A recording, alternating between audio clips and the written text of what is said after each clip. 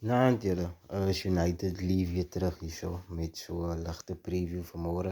Manchester United speel teen Brighton môre 6:30 en Ruben Amorim, jy het 'n bietjie faith in my restore met die wen teen Liverpool. So kan Manchester United nog 'n wen kry. Brighton is 'n baie moeilike span om teen te speel en ons het gesukkel in die afgelope tyd om 'n result teen hulle te kry. En met Danny Welbeck wat op yster vorm is, goal scores.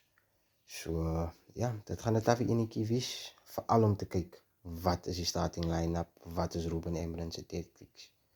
So ja, kyk ek môre middag 6:30 Manchester United teen Brighton.